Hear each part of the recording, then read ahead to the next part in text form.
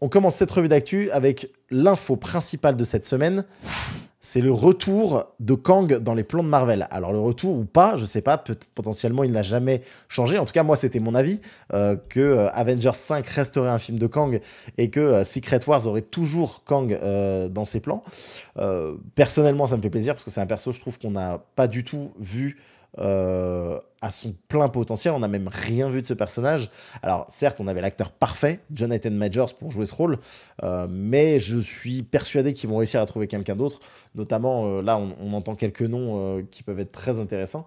Et surtout, ce serait vraiment dommage pour moi de ne pas continuer avec ce personnage, dans le sens où la mise en place qu'on a eue avec Loki et toute cette histoire de multivers lié au temps, finalement, ne peut mener qu'à Kang, selon moi, et à la guerre des Kang.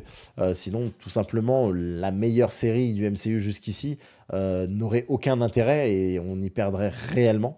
L'acteur va-t-il rester? Là est la question. Bah, moi, je peux te le dire, la réponse est non. Jonathan Majors a été viré, mais on a déjà des pistes, on peut regarder. New actor Kang. Voilà, Colman Domingo. Colman Domingo est pressenti clairement pour prendre le relais, qui est un acteur honnêtement du même talent. Alors, je ne sais pas s'il aura la même hargne. Malgré tout, vous savez, quand on a vu la scène post-crédit du Conseil des Kang, moi j'ai trouvé Jonathan Majors dans ses différents Kang assez mauvais. Potentiellement, ça a été tourné à la dernière seconde et il n'a pas eu vraiment le temps de travailler ces personnages-là. Mais non, genre, son personnage comme ça, c'est un peu éclaté, je trouve. Voilà, très bonne nouvelle pour moi de continuer avec ce personnage. Et on peut se poser la question quelle serait l'histoire de Kang là-dedans. On le sait, il y a déjà plusieurs pistes, notamment liées à la guerre des Kang. On ne sait pas Kang Dynasty qui sera le nom du film. D'ailleurs, Kang Dynasty est, dans les comics, une autre histoire que celle de la guerre des Kang. Mais on peut imaginer que cette guerre des Kang a lieu, on peut imaginer que cette guerre des Kang va mener justement à un maximum d'incursions qui va permettre potentiellement aux personnages de différents univers de s'allier pour combattre non pas la guerre des Kang, mais ces incursions. On peut imaginer que Kang, le conquérant, s'allie en réalité avec les Avengers pour combattre en tout cas le reste de la guerre des Kang. Alors là, je suis uniquement et purement dans la théorie, les amis. Colman Domingo fait beaucoup plus vieux. D'ailleurs, il a 20 ans de plus que Majors. Ouais, mais ça pose pas de problème parce que Kang n'a pas d'âge en réalité. Donc, il est ni jeune ni vieux. Et potentiellement, pour jouer un personnage de Kang le Conquérant qui a besoin d'être un peu plus vieux que le personnage jeune, moi je trouve que ce serait une bonne chose. John Boyega, moi je suis pas fan. Clairement, je pense pas que ce soit.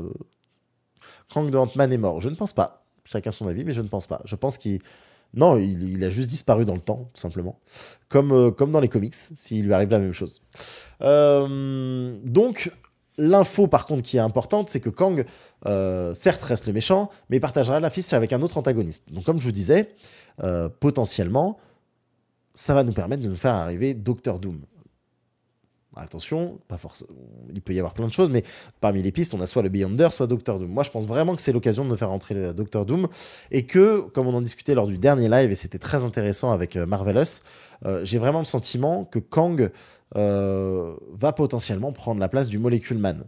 Étant donné que c'est un personnage qui est multiple et qui est dans le multivers, qui maîtrise des technologies autour du voyage dans le temps et du multivers, il se peut totalement que ce soit la menace principale d'Avengers 5 et que potentiellement, dans Secret Wars, il soit utilisé comme le Molecule Man. Et je pense que ce serait honnêtement la meilleure idée qui soit. Honnêtement, je pense qu'il y aurait quelque chose de très intéressant là-dedans. Alors là, bon, il nous parle de Galactus dans cet élément-là. J'y crois pas trop. Les 4 Fantastiques arriveront, si je dis pas de bêtises, juste avant Avengers 5. Version Mepha 6. Donc, why not, hein? Mais j'ai quand même le sentiment que moi, les 4 Fantastiques vont subir, et ça, c'est ma version à moi, mais vont subir la guerre des Kang avec la disparition de leur univers. Ouais, c'est ça, 4 Fantastiques, Blade et Avengers 5. Donc voilà, à voir ce que ça va donner. Moi, je crois fort que les 2 prochains Kang, je suis très content, mais je crois fort que on va avoir enfin notre Doctor Doom qui va arriver, qui sera potentiellement tiré soit de l'univers des 4 Fantastiques, potentiellement il pourra quitter l'univers et les 4 Fantastiques aussi. Ou pas, on verra. En tout cas, moi, personnellement, ça me fait vraiment plaisir. On enchaîne cette revue d'actu avec une autre news qui est également intéressante, qui nous dit que le film Deadpool et Wolverine va introduire un nouveau concept dans le multivers. Alors, le multivers est déjà quelque chose de très compliqué, mais apparemment, et je ne sais pas d'ailleurs comment vraiment ça va s'intégrer, le multivers pourrait nous développer un nouveau concept où un personnage, une personne de chaque univers serait essentiel à cet univers. C'est-à-dire que s'il quitte l'univers, son univers meurt. Qu'est-ce que ça peut apporter de spécial? Honnêtement, j'en ai aucune idée. Mais en tout cas, ça va probablement être utilisé dans le film Deadpool. On ne nous incorpore pas cet élément-là pour ne pas l'utiliser. Ce qui veut dire aussi que Deadpool va voyager dans vraiment beaucoup d'univers différents et pas seulement un ou deux où il va pouvoir prendre des éléments. Si cet impact-là a du sens, et on ne le ressent pas forcément dans ce qui a été dit dans la bande-annonce, il y a de grandes chances que ça ait un réel impact sur potentiellement toute la suite du film. Parce que, comme je vous le disais, le film, la bande-annonce ne nous a pas montré grand-chose, et tant mieux. Et de ce que je sais, les premiers éléments, enfin pas beaucoup de journalistes, même potentiellement aucun, n'auront l'occasion de voir le film en entier avant la sortie du film. C'est-à-dire qu'on nous cache vraiment quelque chose. Il y a vraiment un truc où on veut que la surprise soit gigantesque. Je sais que potentiellement ne seront montrées que les 20 premières minutes à n'importe qui avant la sortie du film, et que la sortie du film doit être un événement planétaire. Voilà, personne n'aura droit de le voir en amont. Les 20 minutes qui seront montrées permettront de faire des interviews. Mais je pense vraiment que le film, je ne sais pas combien de temps il va durer, mais potentiellement on a 2 heures du film où personne ne sait ce qui va se passer. On verra. Je ne veux plus de mauvaises décisions à la Madame Web, s'il vous plaît. Bah, on verra. En parlant de casse, la meilleure rumeur, c'est Henry Cavill en Mister Sinister. Depuis sa coupe au carré dans Argyle, ça passe crème. T'as entendu parler de ça? Alors, j'ai pas du tout entendu parler de cette rumeur-là. Par contre, ça m'emmène vers mon prochain sujet, qui est justement... le méchant du prochain X-Men sera Mister Sinister, qui permettra de faire le reboot dans le MCU. On ne sait pas forcément qui jouera Mister Sinister. Par contre, il a été confirmé, en tout cas fortement emmené, que Henry Cavill jouera un variant de Wolverine dans le prochain Deadpool. Et ce qui est très intéressant là-dedans, c'est que... il y a très longtemps, on n'en parle plus aujourd'hui, mais c'est vrai qu'on entend tous les jours des rumeurs. Et l'une des rumeurs disait que l'un des Wolverine, parce qu'on va en voir plein des variants de Wolverine, on peut être sûr de ça, l'un des variants de Wolverine sera le Wolverine du prochain MCU. Alors, de là à dire que ce sera Henry Cavill, oui et non. On peut dire que ils vont pas faire venir Henry Cavill juste pour un rôle. Bah, en réalité, si. On est sur un Ryan Reynolds qui a un énorme réseau et qui veut faire un gigantesque film. S'il a envie de faire venir un acteur ultra bankable juste pour une scène, s'il veut mettre Tom Cruise pour une scène, il le fera. Je vous rappelle qu'il a quand même fait venir Brad Pitt pour jouer un homme invisible dans la X-Force. Petit rappel, comme ça vous fait descendre d'un étage. Et le deuxième élément, c'est de se dire que je pense en réalité que potentiellement ce sera le prochain Wolverine. Je pense que c'est un rôle qui pourrait bien lui aller. Mis à part le fait que Wolverine fait 1m60 et que lui il fait 1m85, et que ça c'est un truc moi qui m'énerve, puisqu'on le voit dans la série d'ailleurs X-Men 97, il est tout petit et c'est parfait. Je vois que dans les commentaires vous dites j'aimerais plus en tant que Hyperion. Mais ça vous saoule pas de le voir Enfin, à chaque fois j'entends des gens me dire il serait bien dans un truc qui ressemble à Superman. On l'a vu en tant que Superman. Ok, c'est bien, il a la carrure, il a le truc, il est stoïque, machin. Mais vous avez pas envie de voir autre chose? Vous avez pas envie de voir autre chose de ce gars-là? C'est un bon acteur quand même. Moi, franchement, je le vois trop en Wolverine en réalité. Je vois plus Daniel Radcliffe en prochain Wolverine. Il fait beaucoup plus teigneux. Ouais, mais il fait pas beaucoup plus bourru. Tu vois ce que je veux dire? Est-ce qu'il lui manque pas un peu de testostérone à Daniel Radcliffe pour jouer? MDR trop grand pour un Logan. Ben oui, mais vous savez, celui qui joue actuellement Wolverine est bien plus grand encore. Donc bon. Il possède tellement d'effectifs comme une compagnie téléphonique, une équipe de foot. Il a les moyens, quoi. Ouais, c'est clair. Il a les moyens pour tout. Et donc, comme je vous disais, Mister Sinisters serait le prochain méchant. Donc, clairement, c'est un méchant connu de personne. personne connaît ce personnage. Même moi, je le connais assez mal. J'ai lu des comics sur lui, mais c'était toujours dans des situations particulières. Vous savez, ça fait partie un peu comme des maîtres de l'évolution. Hein. Maître de l'évolution est pas si connu. Il apparaît dans plein de comics différents, mais il n'a pas son comics à lui. Et pourtant, il a fait un bon méchant dans Les Gardiens de la Galaxie. Et Mr. Sinister, en gros, serait plutôt bien, puisque c'est un personnage qui vient du 19e siècle, qui a évolué et qui a travaillé sur l'évolution et les clones de l'humanité, qui potentiellement mènerait, je pense, dans une adaptation, à la mutation. Donc, c'est pour ça que dans X-Men 97, ils en parlent, et que c'est pour ça que je pense qu'il sera dans cette saison-là. Mais j'ai du mal à croire qu'en tout cas, Henry Cavill serait Mr. Sinister, comme tu le dis, mon cher Red One.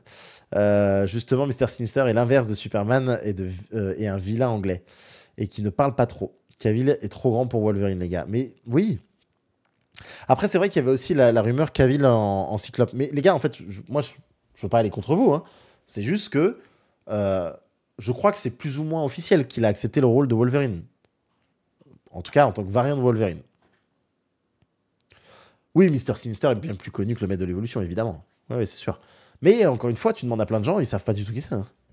Hollywood aime les stéroïdes. Dans 6 mois, Radcliffe peut être aussi balèze que Hugh Jackman, c'est pas faux. Et regardez Hugh Jackman dans son premier film, pas impressionnant non plus. Hein. Pas très impressionnant. Ok, après quand il sort de la cuve comme ça, oui. Mais à la base, non. Bon, voilà, on a beaucoup parlé des X-Men. Je vous propose de passer un petit peu sur des rumeurs d'ici. Ah non, tiens, on va finir là-dessus. Alors, je voulais vous faire une séquence un petit peu sur les projets annulés chez Marvel. On en a parlé un petit peu dans un ancien live, mais on fera ça plus en détail plus tard, je pense. Là, il est un peu tard.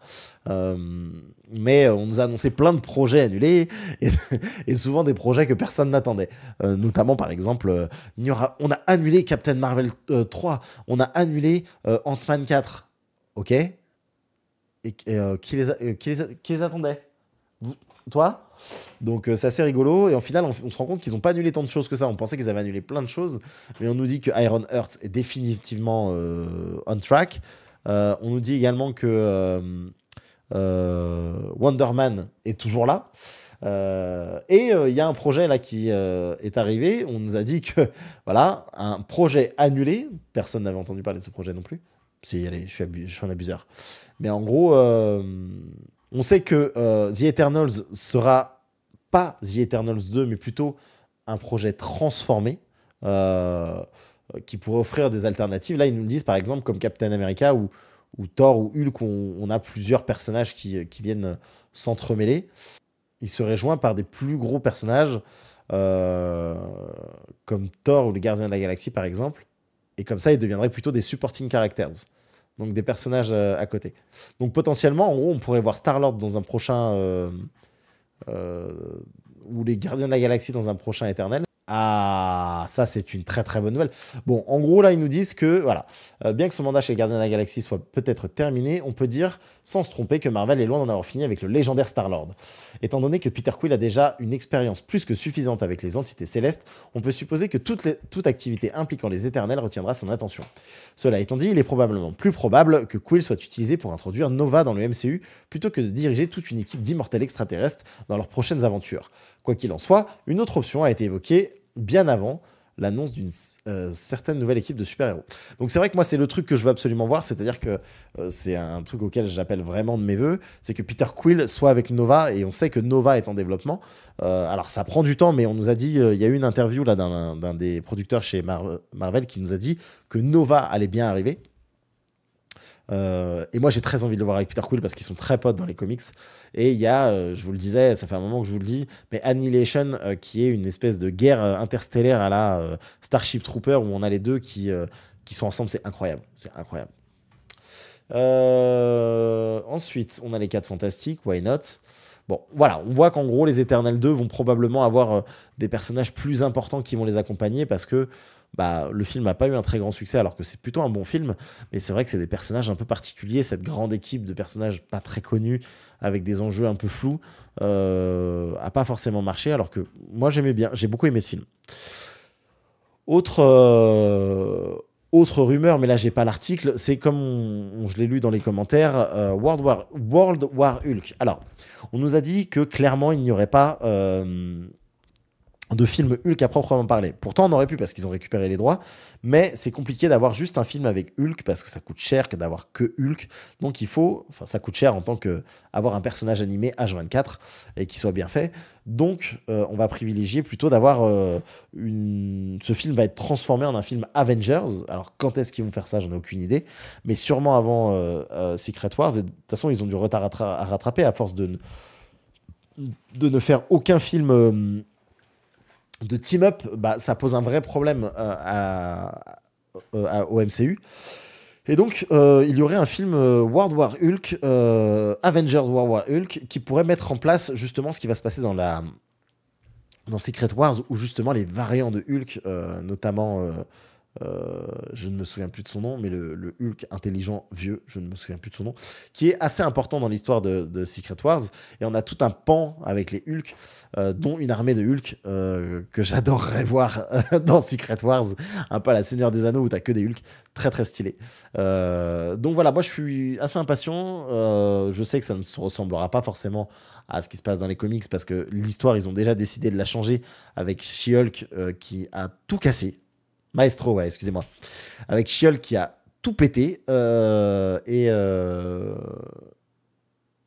j'ai vraiment envie de voir ça, mais je sais pas comment ils vont faire. Hein. Je sais pas du tout. Clouseau est l'équivalent de Patty Jenkins chez DC. Elles ont copié à mort pour leur premier film, Wonder Man Eternals. Non, tu peux pas dire ça. Wonder Woman et Eternals, c'est pas la même chose. Arrêtez. Mais zéro idée pour la suite. Ouais, par contre, ça, c'est vrai. Mais Wonder Woman 1 est exceptionnel. Ouais, si tu me diras, en fait, si, peut-être, t'as peut-être raison. Pour la sœur de Natasha, elle a dit qu'elle voulait tuer Clint. Mais ça, c'est fini, ça, mon pote. Ça peut faire un film. Mais non, Matrix, c'est fini. Bah oui, voilà, excusez-moi. Les Eternals auraient pu faire une très bonne série. Impossible de s'attacher à autant de personnages en 2 heures. Ouais, c'est vrai, tu t'attaches à 2-3 persos, mais tous sont trop compliqués. Et c'est vrai qu'ils auraient pu faire une bonne série, mais ça coûte cher aussi, une série comme ça, tu vois. MDR, t'inquiète, pas grave. C'est vrai qu'il n'y a presque pas beaucoup de personnes qui regardent les séries. Et oui. Old Smart Hulk. Ben, on fait comme on peut, les gars. Le titre de 4 Fantastiques serait Odyssée Quantique. Ben voilà, ça, ce serait pas mal. Un truc où ils se baladent un petit peu dans le temps, dans le multivers. Le casting de 4F, tu peux pas, mais il est exceptionnel. Enfin, il est trop bien, je suis désolé. Ok, on continue et on va finir un petit peu avec des news d'ici. Et j'aimerais avoir votre avis là-dessus. On a demandé, parce que faut savoir que la plupart des news que vous voyez sur Instagram, etc., c'est rarement les acteurs qui disent Hey, venez, on fait ça. Hey, j'ai envie de faire ça. Hey, si, ça. Donc là, on a demandé à Jake Gyllenhaal lors d'une interview si ça l'intéresserait de jouer Batman. Après qu'il ait failed à son audition de Batman Begins. Parce qu'en gros, il avait essayé de devenir Batman à l'époque du Nolan, et ça s'était pas très très bien passé. Donc on lui demande aujourd'hui, est-ce que ça t'intéresserait de jouer le prochain Batman? Et lui, il a dit, bah carrément, ce serait un honneur. Bon. Moi, j'adore Jake Gyllenhaal. On l'a déjà vu dans Spider-Man. J'aimais bien d'ailleurs son rôle, je trouvais ça assez stylé. Mais personnellement, je suis pas trop dans le truc. Je l'aime bien. Ouais, mais il a une tête sympa, de mec sympa. Mais regardez-le dans certains films. Enfin, là, dernièrement, Jake Gyllenhaal, il est à l'affiche d'un film de MMA. Il fait pas rigoler, hein, je vous le dis. Hein. Je pense que il a, enfin, je veux dire, il a une tête sympa. Ouais. Alors, vous l'avez peut-être juste vu.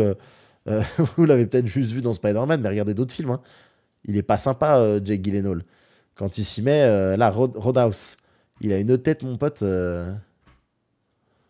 Check ça, quoi. Ça c'est quoi? C'est un mec sympa ou c'est Batman? Dites-moi, les amis. C'est un monstre. Pas assez imposant. Mais regardez-le, les amis. Il vous faut quoi? C'est un monstre.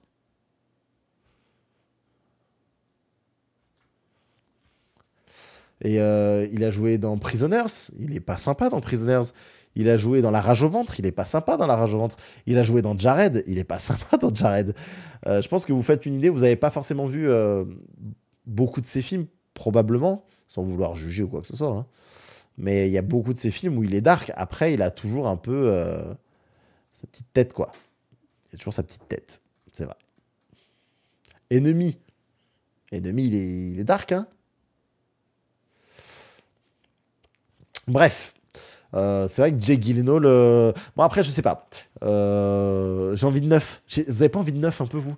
J'ai envie de voir des nouveaux acteurs, là. Je sais pas si j'ai envie d'une star pour jouer Batman.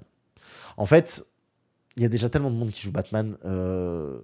Potentiellement, à un moment donné, j'aimerais bien que quelqu'un l'incarne plutôt que voir l'acteur. Mais bon, à voir. Les gens pensent l'humain, après, en tant qu'acteur, il a une énorme palette. Je suis d'accord avec toi, il est très très fort. Après, le Batfleck, il faut un minimum, un gabarit à la Alan Richardson. Non! Je ne calcule pas le Ratman de Matt Reeves. Vous êtes mauvais. Mais Alan Richardson, non mais vous êtes sérieux? Moi j'aurais vraiment du mal. Enfin, je veux dire, je l'adore hein, dans sa série, mais Richardson, je vais y arriver. Hein. Vous l'avez vu, lui, qui veut jouer Batman? Alors là, vous avez du buff. Hein. Si vous voulez du buff, je veux dire, il y a de quoi se servir. Hein. C'est un monstre. Enfin, je veux dire, c'est quoi la série là dans laquelle il jouait? Mais regardez-le. Dans la série, il a du mal à marcher, il est comme as. Enfin, je sais pas. Ce serait donc le Batman and the Brave. Pardon. Le Batman de The Brave and the Bold. Oui. Mais après, il y en a plein des comics de Brave and the Bold. J'ai vu que ce serait plus Batman and Son, l'inspiration. Donnie Darko, c'est vrai. C'est vrai, c'est vrai. Il joue dedans. C'est bon, fait découvrir les nouveaux talents là. Mais oui. Eh oui, moi j'ai kiffé le Batman. Ouais, moi aussi. Vous savez, moi le Batfleck, je sais pas, il m'a fait un truc. Genre dans Batman versus Superman, là, sa scène de baston où il rentre dans le hangar et il démonte tout le monde. Incroyable. Incroyable. Une violence. J'aime trop. T'as Spider-Man, The Shadowhead Multiverse. Personne ne parle de ce projet. Je préfère un physique comme Christian Bale. Je suis vengeance, je suis la nuit, je suis buff, je suis Batman. Mais oui, mais moi je l'ai bien aimé. Hein. C'était Aquaman dans Smallville. Mais oui, et oui, oui, oui, les amis. Alors attendez, on va déjà voir parce que il joue. C'est quoi la série dans laquelle il joue? Je me souviens plus. Reacher. Reacher, c'est cool. Et il met des grandes mandales à tout le monde. Mais il faut pas oublier que Alan Richson dans Smallville, c'est ridicule. Regardez, je suis Aquaman. Bonjour. Bonjour, je suis Aquaman. Putain, Aquaman, c'est tellement naze. C'est un personnage en vrai. Regarde-les, eux, là. Non, mais regarde-les. Ah, merde. Regarde-les. On fait quoi avec eux? Putain, franchement, Smallville, c'était chaud. Hein. Smallville, c'était chaud, en vrai. Après, heureusement, aujourd'hui, c'est devenu un buff, hein, mais voilà, avant, ces gars-là, ils étaient censés faire peur, tu vois. Ouais, il a un couteau, ouais, laisse-moi tranquille. Pourquoi ne pas le reprendre pour Aquaman? Franchement, je suis pas sûr qu'il accepte. Je suis pas sûr qu'il accepte. Aujourd'hui, pour nager, oh, je te jure, maintenant, c'est une bouée. Hein. Enfin, avant, il était costaud, mais ça allait. Aujourd'hui, c'est... Tu le vois dans Reacher. Enfin, vraiment, il est plein de testo, enfin, plein de stéroïdes, le mec. D'ailleurs, il joue grave là-dessus parce que tout le monde le traite de bœuf, mais c'est voilà. Bon, c'est un... Il a joué dans Titan, non, vraiment? En fait, je crois que c'est un gros fan de comics, hein. Et lui, il a... Mais oui, vous avez raison. Mais oui, c'est vrai. T'as raison, il a joué. En plus, j'avais vu. Et c'est un giga fan, c'est un giga fan de comics, je pense. Et lui, il rêve de jouer Batman. Il veut vraiment jouer Batman. Après, pourquoi pas, hein? Pourquoi pas, pourquoi pas. Mais je sais pas si... Alors si, il a le Batman qui bronche pas, mais bon, peut-être on veut mieux, quoi. On reprend un petit peu notre chemin pour parler du fait que Teen Titan va avoir son live action. Et ça, c'est quand même vachement bien. Parce qu'on parlait de Titan juste là. Vous me faites mes transitions, c'est bien, les gars. Vous êtes des bons. Mais en gros, DC s'attaque maintenant à Teen Titan. Donc on va sûrement avoir, comme vous l'avez vu, The Brave and the Bold avec Batman et Robin. Et Robin aura sûrement après sa petite aventure. Moi personnellement, j'ai pas du tout aimé la série Teen Titan enfin Titan en tout cas sur Netflix. Je sais pas, c'est pas ma cam. De toute façon, j'ai un peu du mal avec les séries d'ici en général. Donc je suis très content de me dire qu'ils vont faire un Teen Titan en film et que, encore une fois, hein, quand on voit ce que fait James Gunn euh, euh, avec, par exemple, Suicide Squad, il y a vraiment moyen, vraiment moyen que un truc Teen Titan soit complètement barré et que ce soit vraiment trop cool. Donc voilà, j'en étais sûr qu'il y aurait un live action. Bah, en fait, avec un James Gunn, oui. Parce que là, tu peux avoir un univers complètement fou, hein. Et pas forcément, justement, ce qu'ils ont fait. C'est Netflix, un Titan, hein, si je veux pas dire de bêtises, mais voilà. Donc voilà, très très content. On va voir ce qu'il nous raconte. Allez, Titan est une série live action basée sur les Teen Titans. Et avec la scénariste de Supergirl. Ok. Alors, à savoir que là, le Supergirl Woman of Tomorrow, je suis en train de le lire. Très cool. Euh, Très particulier, mais j'adore l'atmosphère. Et en fait, à chaque fois que je lis les comics dont va s'inspirer James Gunn, je vois trop l'univers de James Gunn là-dedans. Et Supergirl Woman of Tomorrow, il y a un truc où je me dis, ça peut être une pépite, ce film. Parce que c'est pas le Supergirl sur Terre, un peu chiant, machin. Euh, mais, euh, mais non, c'est en gros Supergirl qui, pour ses 21 ans, va sur une planète à l'autre bout de la galaxie où ils ont un soleil rouge pour que ça lui enlève ses pouvoirs et qu'elle puisse se mettre une cuite. Seulement, elle tombe là-bas sur une gamine dont le père s'est fait assassiner par un pauvre gars. Ce gars-là, en gros, vole le vaisseau de Supergirl pour s'enfuir. Et, euh, et en fait, avec la petite meuf, ils reviennent, ils traversent toute la galaxie en bus. Ça leur prend une plombe. Et ils passent par des endroits un peu fous pour retrouver le gars. Je vous dis pas la suite, mais en gros, j'ai trop kiffé. Et je trouve que l'ambiance, elle irait parfaitement avec le délire de James Gunn. Moi, je pense qu'on va avoir un DC, les amis, on n'est pas prêts. Je crois vraiment au DC que nous fait James Gunn. Et j'espère vraiment voir la suite. Donc voilà, Teen Titan, oui, en effet, ouais, Starfire, ouais, c'était pas. Il y a plein de choses, il y a plein de choses qui allaient pas dans cette série. Donc, qu'est-ce que tu me dis? Netflix à l'international, mais produit par la CW. Ouais, c'est ça en fait. CW, moi, c'est un truc vraiment, je ne peux pas. Enfin, je sais qu'il y en a plein qui ont bien aimé. On dirait des séries des années 90 de la trilogie du samedi, c'est horrible. Je suis d'accord avec toi, Laurent. C'est catastrophique. Je trouve qu'il n'y a rien qui va dans CW. Et j'ai jamais réussi vraiment à regarder. Bon, on verra. Bon, voilà, on arrive à la fin de cette petite revue. Dernier petit élément, c'est quand même on approche tout doucement de la sortie de House of Dragons, saison 2, saison 2, qui arrive. Alors, on a un trailer qui arrive demain, normalement, et ça, c'est quand même pas mal. Demain, qui est le jour du printemps, hein, les amis, ça fait plaisir. Et on a des petits posters qui sont tombés sur les différentes maisons. All must choose, donc tout le monde doit choisir un camp, et qui va nous mener à la guerre civile autour du trône et des dragons. La guerre civile entre les maisons des dragons, qui va mener à leur perte, évidemment. C'est ce qu'on voit avec le début de Game of Thrones. Moi, cette saison 1, je l'ai trouvée absolument incroyable. Je trouvais que l'actrice qui jouait... alors, je me souviens plus des noms, par contre. Tara, je sais plus. Bref, qui jouait cette meuf jeune était absolument incroyable. J'aime un peu moins l'actrice qui joue maintenant, mais même si je pense qu'on va bien s'y faire, mais elle a moins d'expression, forcément. Évidemment, très bon acteur. Alors, les noms des acteurs, je m'en souviens plus du tout. Mais je suis très impatient de voir la suite, parce que je trouve que passer derrière un Game of Thrones, c'est vraiment chaud. Et que en une saison, ils ont réussi à nous mettre dans une ambiance où Game of Thrones mettait du temps quand même à se lancer. Et là, ils nous ont réussi à nous mettre dans une très belle ambiance. Donc vraiment, je suis très impatient de voir ça. Et on voit déjà que... On sait déjà plus ou moins qui va gagner, mais c'est pas grave. Des dragons géants, génial, pour rappeler que j'ai regardé la série que pour voir des dragons. Non mais c'était incroyable. Ça s'appelle La Danse des Dragons. Le mois de juin, ça va être fou avec The Bear, House of the Dragons, The Boys et Acolyte. Imaginez, non mais c'est incroyable. Et moi, je fais quoi en juin? Ah bah, je suis avec vous. On va traiter tout ça, ça va être trop bien. Ça va être génial. Hormis Loki, Netflix a proposé les meilleures séries Marvel. Et Titan a le même ton hard. J'aime ça. Ouais. Mais oui, c'est vrai. Non, après... Non, WandaVision, c'est bien quand même. Mais oui. Et puis pareil, tu dis les meilleures séries. Daredevil est bien.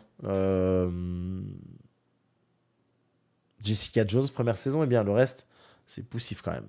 Voilà, je pense qu'on va s'arrêter là en tout cas pour la vidéo YouTube. Merci à tous d'avoir suivi. Si vous avez apprécié, n'hésitez pas à lâcher un petit commentaire et à vous abonner. Même à lâcher un petit pouce si vous êtes des foufous. Et on se revoit très vite. Ciao.